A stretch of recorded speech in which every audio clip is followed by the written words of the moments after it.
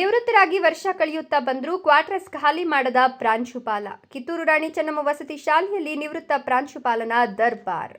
ಪರಣ್ಣಡ್ಡಿ ಸರ್ಕಾರಿ ಕ್ವಾರ್ಟರ್ಸ್ ಖಾಲಿ ಮಾಡದ ನಿವೃತ್ತ ಪ್ರಾಂಶುಪಾಲರಾಗಿದ್ದು, ತುಮಕೂರು ಜಿಲ್ಲೆ ತುರುವೇಕೆರೆ ತಾಲೂಕಿನ ಅರೆಮಲ್ಲಯ್ಯನಹಳ್ಳಿ ವಸತಿ ಶಾಲೆಯಲ್ಲಿ ಈ ಒಂದು ಘಟನೆ ನಡೆದಿದೆ. ಎಲ್ಲವೂ ಗೊತ್ತಿದ್ರೂ ಮೇಲಾಧಿಕಾರಿಗಳು ಮಾತ್ರ ಕಣ್ಣು ಮುಚ್ಚಿ ಕುಳಿತಿದ್ದಾರೆ. ಪರಣ್ಣ ರಕ್ಷಣೆಗೆ ನಿಂತಹ ಆ ಅದೃಶ್ಯದ ಕೈಗಳು ಯಾರು ಅನ್ನೋದು ಸಾರ್ವಜನಿಕರ ಪ್ರಶ್ನೆಯಾಗಿದ್ದು, ಹಾಲಿ ಪ್ರಾಂಶುಪಾಲರು ಕೂಡ ಈ ಬಗ್ಗೆ ಚಕಾರ ಎತ್ತುತ್ತಿಲ್ವಂತೆ. ವಸತಿ ಶಾಲೆಯ ಮಕ್ಕಳ ರೇಷನ್ ಕೂಡ ಪರಣ್ಣ ಮನೆಗೆ ಹೋಗ್ತಿದೆ ಅನ್ನೋ ಆರೋಪಗಳು ಕೇಳಿ ಬರ್ತಾ ಇದ್ದು, ಪರಣ್ಣ ಪತ್ನಿ ಕೂಡ ಅದೇ ಗ್ರಾಮದ ಸರ್ಕಾರಿ ಶಾಲೆಯ ಶಿಕ್ಷಕಿಯಾಗಿದ್ದಾರಂತೆ.